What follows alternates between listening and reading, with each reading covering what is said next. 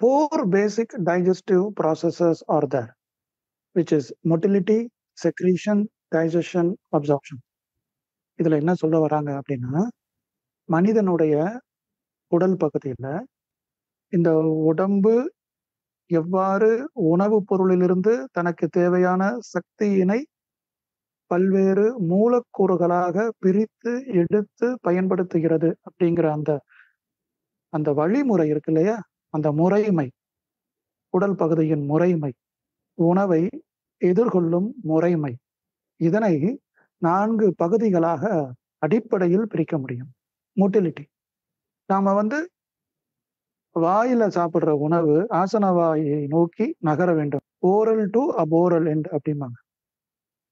இந்த நகரும் தன்மை, உணவு ஒரு திசையில் நகர்ந்து முன்னோக்கி செல்ல வேண்டும்.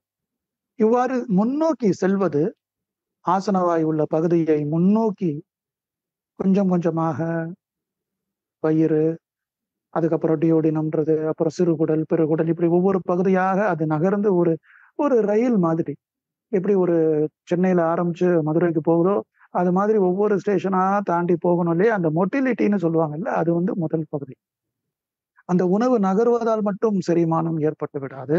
அந்த செரிமானம் ஏற்படுவதற்காக நிறைய அந்த ஊக்க நீர்கள், ஊக்கப்படுத்தும் நீர்கள், ஹார்மோன்ஸ்னு சொல்லுவோம், அல்லது நொதி வினை ஊக்கிகள்னு சொல்லுவோம், என்சைம்ஸ். இந்த என்சைம்ஸ், ஹார்மோன்ஸ் இதெல்லாமே செயல்படும். ஹார்மோன்ஸ் ரத்தத்துல இருந்து தங்களுடைய தாக்கத்தை உருவாக்கும். என்சைம்ங்கிறது நேரடியாக உணவோடு கலந்து தங்களுடைய தாக்கத்தை உருவாக்கும். ஹார்மோன்ஸ் உணவோடு கலக்காது, என்சைம்ஸ் ரத்தத்துல போகாது. இது ஒரு அடிப்படையான உண்மை. ஸோ இந்த செக்ரேஷன்ங்கிறது உடம்பில் உள்ள அந்த குடல் பகுதியில் உள்ள அந்த பல்வேறு வகையான திரவங்கள் வெளியேறும் அந்த தன்மை. 3வது டைஜஷன், அது உடையணும்.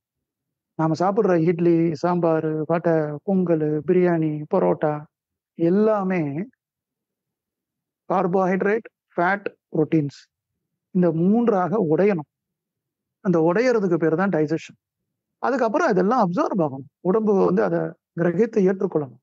ஆக இந்த 4 செயல்பாடுகளும், அது என்னது? மோட்டிலிட்டி, நகர்வது, செக்ரீஷன்ஸ், பல்வேறு திரவங்கள் சேருவது, டைஜஷன், உணவு 3 பகுதிகளாக கார்போஹைட்ரேட், ஃபேட், புரோட்டீன், இது 3ஆ தான் இருக்கும். அதாக உடைவது, பிறகு உடைக்கப்பட்டது உடம்பால் ஏற்றுக்கொள்ளப்படுவது, ரத்தத்திற்குள் சென்று உடம்பின் பல்வேறு பகுதிகளுக்கும் தேவையான சக்தியாக அது உருமாறுவது. இதை 4ம் தான் டைஜஸ்டிவ் ப்ராசஸ் உடைய அடிப்படையான தன்மைகள். Motility, secretion, digestion, absorption. புரிஞ்சுதா? நன்றி.